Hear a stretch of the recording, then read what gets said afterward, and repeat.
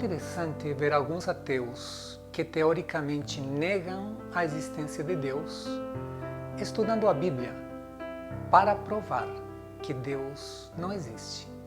Alguns deles estudam tanto a Bíblia que a conhecem melhor do que muitos cristãos e se aproveitam disso para fazer exegese e não exegese, isto é, eles apresentam uma visão parcial da Bíblia para justificar a sua descrença.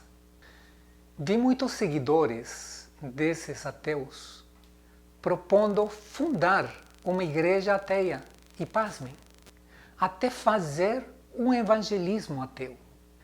Certamente, esses ateus são os ateus com a mentalidade mais cristã que eu já conheci. Ateus que se preocupam tanto em provar que a Bíblia é um mito, parecem mais religiosos ressentidos, com raiva da religião, do que ateus. Pois eles se preocupam com questões metafísicas, que são próprias das religiões. E eles dizem que não acreditam nessas religiões. A atitude mais racional, nesse caso para um ateu, seria esquecer essa questão e deixar de lado. Muitas vezes eles julgam a Bíblia com a lógica e pensamentos humanos, esquecendo-se de que a lógica e os pensamentos de Deus têm uma visão muito mais abrangente devido à sua onisciência. E atitudes que hoje, para nós, parecem sem sentido, se nós tivéssemos uma visão mais ampla, que é a visão de Deus, começariam a fazer sentido. E nós não escolheríamos outros caminhos, a não ser aqueles que Deus determinou. Apenas como exemplo, vamos imaginar uma criança que está brincando ao lado de um fogão que tem panelas fervendo. Os pais, percebendo a situação, certamente retirarão a criança do local. Ela, não gostando da situação, vai chorar e espernear porque ela não entende. Ela não tem a visão do todo. A mesma coisa acontece conosco. Mesmo assim, muitos julgam e condenam a Deus pelas suas atitudes ou porque ele não age. No entanto, se eles tivessem uma visão completa, eles veriam por que Deus está agindo dessa forma ou por que ele demora para agir. Porque a visão dele é muito mais ampla que a nossa.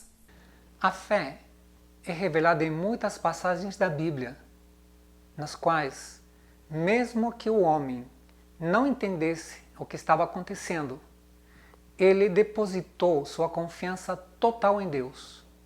Como, por exemplo, vemos o caso de Jó. Ele disse: ainda que ele me mate, eu nele confiarei. Contudo, defenderei os meus caminhos diante dele. Jó 13:15. Nós poderíamos citar também o caso de José, que foi vendido pelos seus irmãos como escravo para o Egito. Mas ele disse: e disse José a seus irmãos: peço-vos, chegai-vos a mim. E chegaram-se. Então disse ele: eu sou José, vosso irmão, a quem vendeste para o Egito.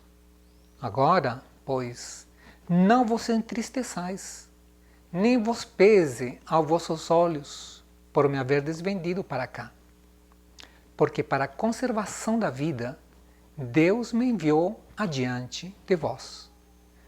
Gênesis 45, 4 e 5. Para os ateus, a Bíblia é um livro comum.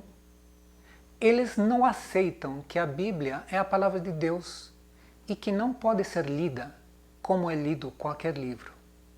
Por isso que quando eles leem a Bíblia, não a entendem e acham que é um livro cheio de falhas e contradições e consideram que ela é uma loucura.